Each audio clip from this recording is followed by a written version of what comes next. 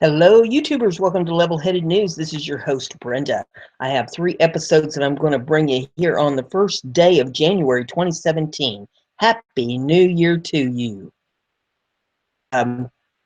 First article is off of thedailysheeple.com, and there are 6 articles total in this episode. All these URLs, of course, are in the description of my videos for your convenience. And this one is about ex-CIA agent on report tying Russia to election hacking. Absolutely no evidence. On Thursday, the FBI and the Department of Homeland Security released a joint analysis report addressing persistent allegations that the Russian government hacked the U.S. election. Though, as the White House fact sheet asserts, the report largely consists of tips to improve cybersecurity and prevent future attacks. It also appears to cite evidence Russian intelligence services, or the RIS, actively attempted to hack into U.S. systems, a campaign the government has named Grizzly Step. But as the media runs with the story, and many outlets accept the 13-page report as fact, veterans of the intelligence community have pointed out flaws with the FBI DHS analysis. According to Philip Giraldi, a former CIA agent, the report fails to prove Russia is behind the hack. In a recent Facebook post, he asserted that apart from assertions of Russian activity connected to an unnamed political party, the report provides absolutely no evidence that the alleged intrusions into the DNC servers were anything beyond normal intelligence agency probing for vulnerabilities. In fact, he adds, it doesn't even provide the evidence for that. Further, he argues, there is no evidence of particular malintent that can be traced back to the Russian government, much less to Vladimir Putin. 9 of the 13 pages of the report deal with advice on how to keep your system from being hacked.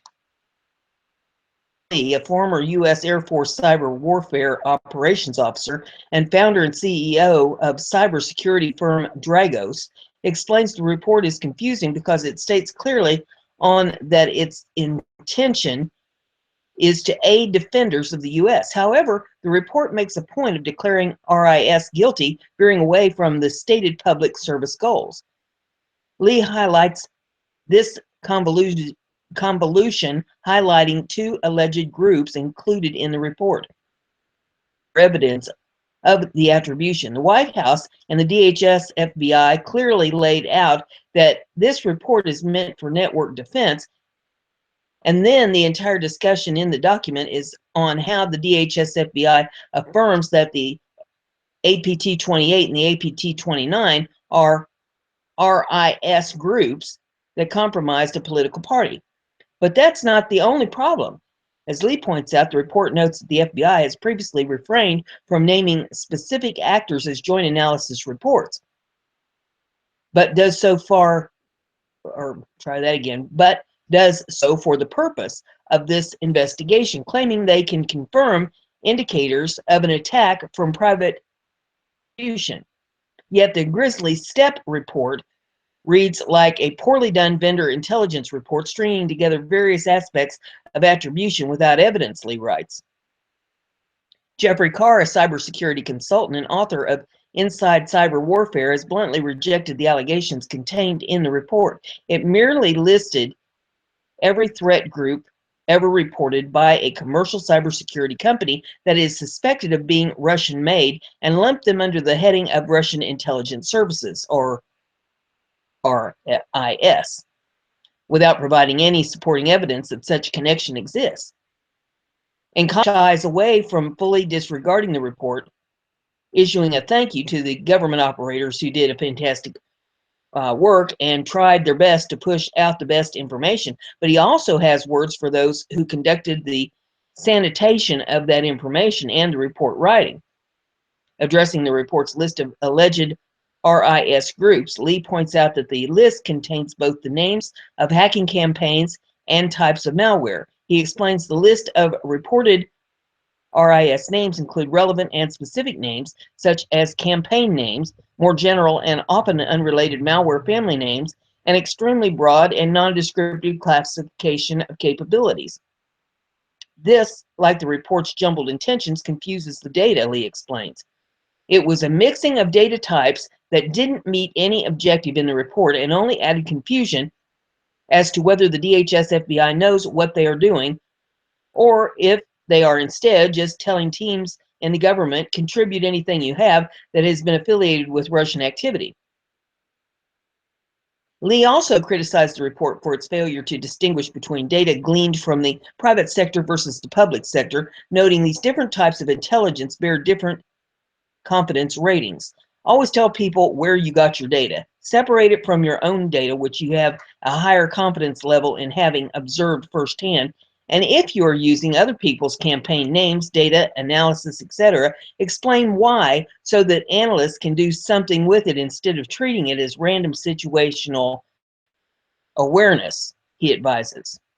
He also tackles the IP addresses listed in the report, noting many 30% plus of these IP addresses are mostly useless as they are VPS, TOR, proxies, and other non-descriptive internet traffic sites.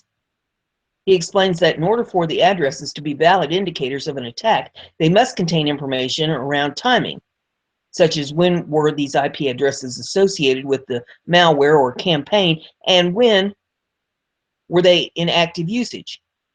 The report does not include this information. In the same vein, Lee notes that while the report does contain examples of 30 malicious files, all but 2 have the same problems as the IP addresses in that there isn't appropriate context as to what most of them are related to and when they were leveraged. Other experts had more general critiques of the report.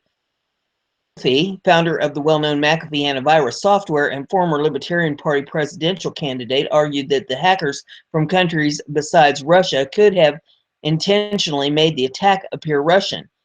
If I was the Chinese and I wanted to make it look like the Russians did it, language within the code, I would use Russian techniques of breaking into the organization, McAfee said. He added that there simply is no way to assign a source for any attack. At least one journalist, Rolling Stone's Matt Taibbi, pointed out a similar problem. Though he acknowledges Grizzly Steppe is a very sexy name, he notes we don't learn much at all about what led our government to determine A, that these hacks were directed by the Russian government, or B, they were undertaken with the aim of influencing the election and in particular to help elect Donald Trump. This pushback from seasoned members of the intelligence community and the award-winning journalists that have parroted the Russia did it narrative continue to do so with the recent report. The New York Times headline for the story treated the report as fact. Obama strikes back at Russia for election hacking, it read, though Taibbi did note that some outlets were careful to walk the line using Obama says headlines. Ultimately, he observes problems with the media outlets simply repeating the statements of the government institutions and agents. The problem with the story is that, like the Iraq WMD mess, it takes place in the middle of a highly publicized environment during which the motives of all the relevant actors are suspect. Nothing quite adds up. He also doubts the existence of substantial evidence implicating Russia. Security agencies had smoking gun evidence that the Russians had an organized campaign to derail the U.S. presidential election and deliver the White House to Trump, then expelling a few dozen diplomats after the election seems like an oddly weak and ill-timed response. These are saying this now. Are noted, if the White House had unclassified evidence that tied officials in the Russian government to the DNC attack, they would have presented it by now. Means either the evidence doesn't exist or that it is classified. Of course, the options of experts do not wholly disprove the theory Russia hacked the election, and detailed evidence is expected to be presented in a report to Congress before the president-elect Donald Trump takes office. As Taibbi bluntly asserts, I have no problem believing that Vladimir Putin tried to influence the American election. They're spook scum of the lowest order and capable of anything. Similarly, Graham Culley, a cybersecurity expert based in the UK, wrote a blog post that he believes Russia was likely behind the attack, but as even he notes, what's to say that the Russian server isn't itself under the control of hackers in an entirely different country who are covering their tracks? It's hard to put a watertight case together unless you have boots on the ground willing assistance of local law enforcement to properly investigate an overseas computer. It is itself acting as a proxy for someone else or not. As Edward Snowden tweeted, the two most complete analysis from the U.S. InfoSec community on FBI DHS report. And then another tweet says, a few texts doubt that Russians could have a hand in the hacks, but public policy requires public evidence. Trump can't roll back declassification. Considering 87% of Hillary Clinton's voters now believe with certainty that Russia hacked the election, the role of the media in reporting on the U.S. government's accusations has turned from critical investigation to obedient acceptance. Yet Tabby's comments on the news media response to the report may very well apply to the very government agents who released it. We've been burned before in stories like this to disastrous effect, which makes it surprising we're not trying harder to avoid getting fooled again. The next article is of a Treehouse, and it says, Senator John McCain demands act of war against Russia. Some things never change. In full alignment with President Obama, warmonger Senator John McCain calls for a declaration of war against Russia. And if you disagree with him, well, you're a hobbit, a crazy, or something. John McCain, chairman of the Senate Armed Services Committee, said on Friday that Russia must face a penalty for cyber attacks and that it was possible to impose many sanctions. When you attack a country, it's an act of war, McCain said in an interview with Channel 1+1 while on a visit to Kiev. We have to make sure that there is a price to pay so that we can perhaps persuade the Russians to stop these kinds of attacks on our very fundamentals of democracy, added McCain, who has scheduled a hearing for Thursday on foreign cyber threats. Seriously, and I'm not kidding when I say this, everywhere Senator John McCain goes, and foreign nation he touches ends up dragging itself and us into an extreme civil war and or military conflict. Strongly stated, you think it's hyperbole? Well, here's a few recent Senator John McCain and Senator John Kerry in Cairo in Egypt in 2011. What came next? The installation of the Muslim Brotherhood. Senator John McCain and Ambassador Christopher Stevens, Benghazi, Libya, 2012. What came next? The rise of the Libyan Muslim Brotherhood. McCain travels to Syria in 2013. What came next? Yep, you guessed it, Muslim Brotherhood. Senator John McCain travels to Turkey in December of 2014.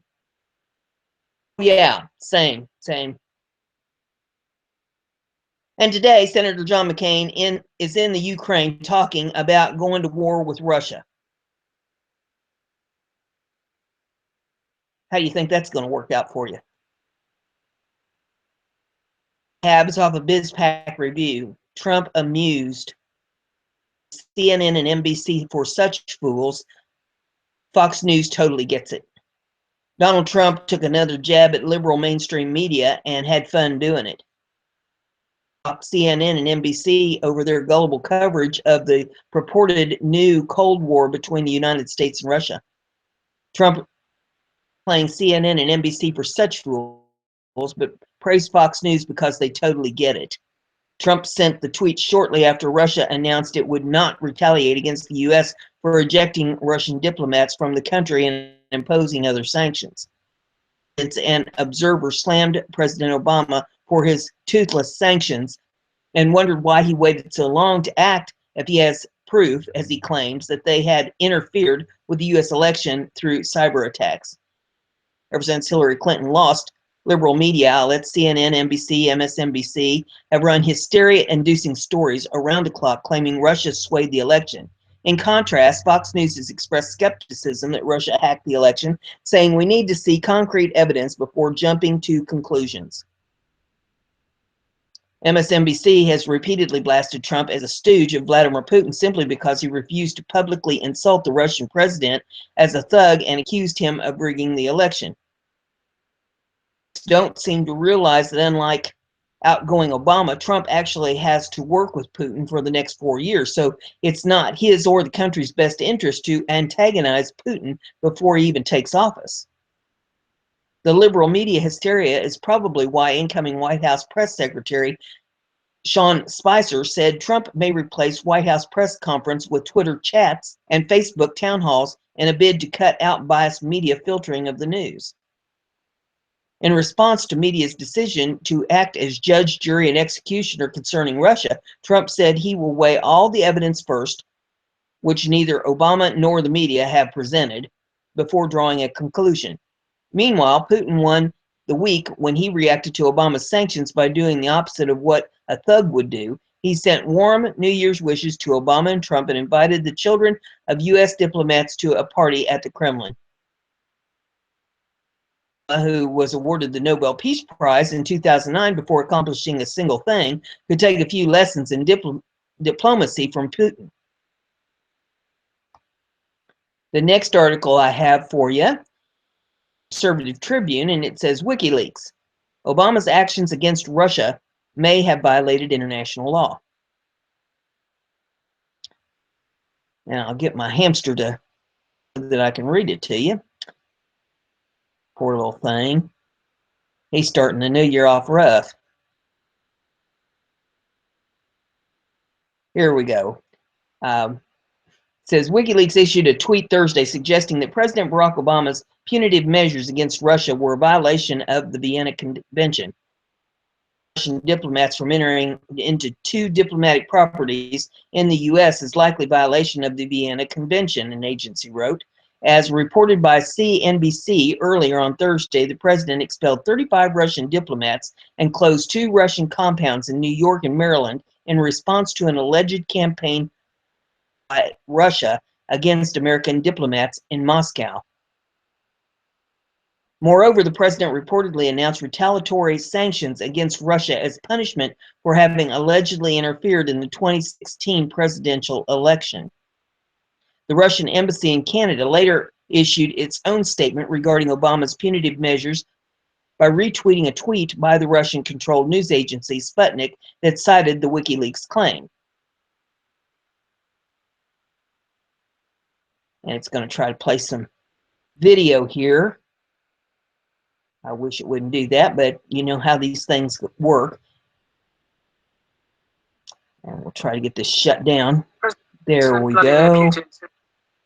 Okay, it says whether or not this meant that there was any legitimacy to WikiLeaks' claim regarding the Vienna Convention, a multifaceted international treaty containing, among other things, the framework for diplomatic relations between independent countries remained unclear. In another tweet posted shortly after WikiLeaks' first tweet, the organization polled its followers to determine whether they felt Russia should respond in kind or hole up and wait for January 20th, when President-elect Donald Trump is scheduled to take office. A sizable majority chose the latter option.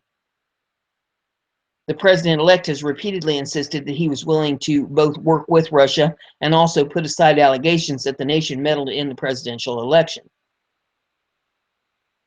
He is therefore cautiously optimistic about the relations with the new U.S. government, saying that it will have to wait and see if Trump's election promises match his actions after he comes into office, Russian news agency RT reported. The next article that I have for you is off of ZeroHedge.com, and it says, Russia tired of Obama's lies about hackers. Any new sanctions? And this is how it reads. As Washington prepares to unleash new sanctions on Russia, it appears Putin won't take this line down. If U.S. adopts new sanctions against Russia, government in Moscow will resort to countermeasures Foreign Ministry spokeswoman Maria Zakharova warns in a website statement. As we detailed previously, the delay in sanctions against Russia have come from Obama's inability to take unilateral actions under current laws.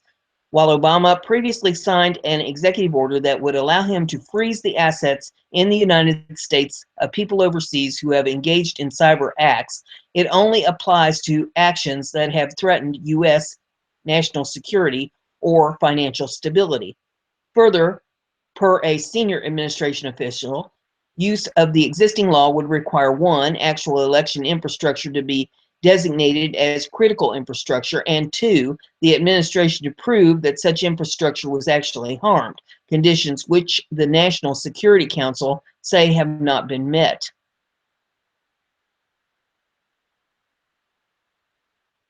The outgoing U.S. administration still hopes to finally have time to do something else for bad relations with Russia. And so she and so she brought down, with clearly inspired leaks in the American media have once again been trying to scare the extension of anti-Russian sanctions measures, diplomatic, and even sabotage against our own computer systems.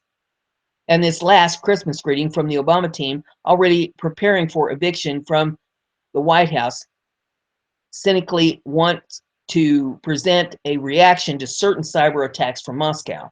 Frankly, we are tired of the lies about the Russian hackers, which continue to flow into the United States from the very top. Has launched 6 months ago this misinformation in an attempt to play up the desire for himself a candidate in the November presidential election and not achieving the desired, looking for an excuse for their own failure, and with a vengeance is played on Russian-American relations. But the truth of the provocation orchestrated by the White House sooner or later will still come out. Yes, it's already happening.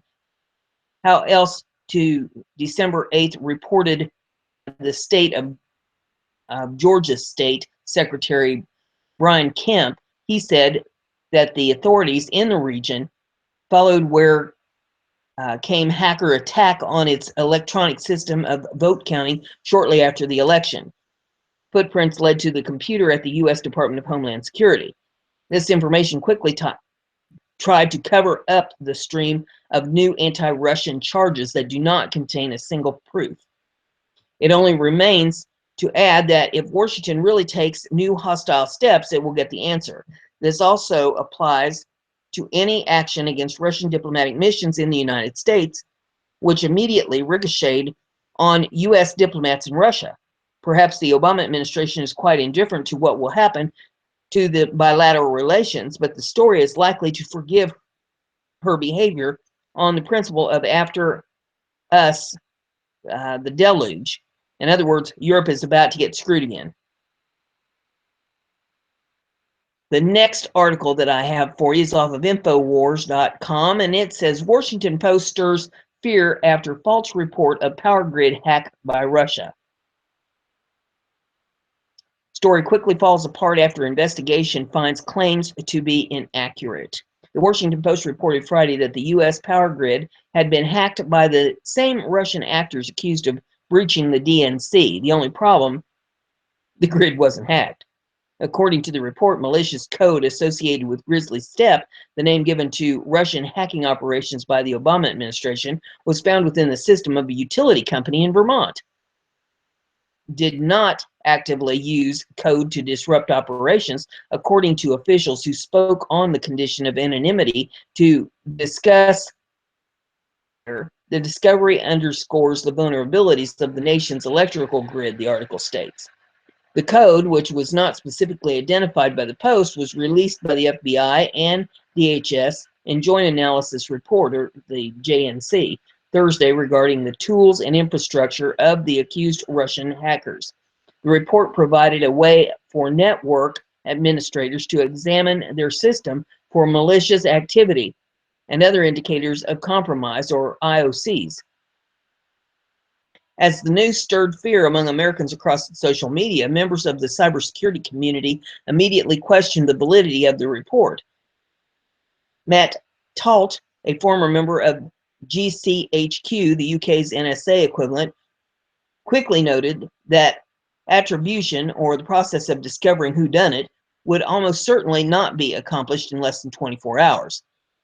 John Hultquist, who has spent a decade tracking cyber espionage threats for both the government and private sector, noted that Russian operators had previously infiltrated the grid, making it possible that the discovered code was a lingering infection. Robert M. Lee, CEO and founder of cybersecurity company Dragos, which specializes in threats facing critical infrastructure, also noted that the IOCs included commodity malware or hacking tools that are widely available for purchase. The IOCs, while important in detecting possible hacks, will likely produce numerous false positives for the near future. No evidence at this time connects the malware to Russia or any recent hacking campaigns. Soon after publication of the Post story, it was revealed that the malware had only infected a utility company laptop that had no access whatsoever to the electrical grid. As noted by Politico cybersecurity reporter Eric Geller, the Post quickly edited its headline upon learning that the incident was far less serious than initially reported. The Post eventually issued a full retraction of all its original claims.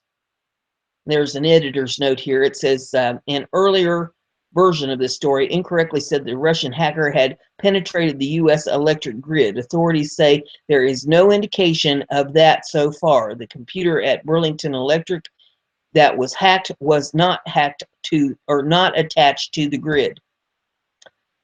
The mistake on behalf of the Post is not to suggest that the nation states do not hack into one another's critical infrastructure. Russia has successfully infiltrated the U.S. grid before. It's likely inside now and has attacked the power grid of other countries, such as the Ukraine, in the past. The U.S. government likewise has gained access to foreign power grids. As part of the Nitro Zeus operation, the U.S. breached Iranian infrastructure and prepared to carry out cyber attacks during the early years of the Obama administration in the event that diplomatic efforts to reduce Iran's nuclear program failed. The Post false hacking story, which continues to be spread by countless media outlets, will likely fuel both fear and distrust as allegations of government hacking continue to captivate the public. While the U.S. intelligence community leads world in hacking capabilities, America remains one of the more vulnerable countries given its reliance on technology. The U.S. government and private companies are working to harden the power grid by testing their own defenses against simulated attacks. Watch cybersecurity experts hired by a power company in the Midwest breach the power grid in a video here in this article, if you want to take a look at that. So, there you have it. And that's all I have in this episode, but there'll be 2 more episodes this morning, as long as YouTube cooperates with me. If you like what we're doing here, give it a thumbs up, share it on your social media. Don't forget to subscribe. Click that little bell there beside the subscribe button and check that box so that you get email messages every time I put up a show and keep you informed on what's going on. See you in the next episode.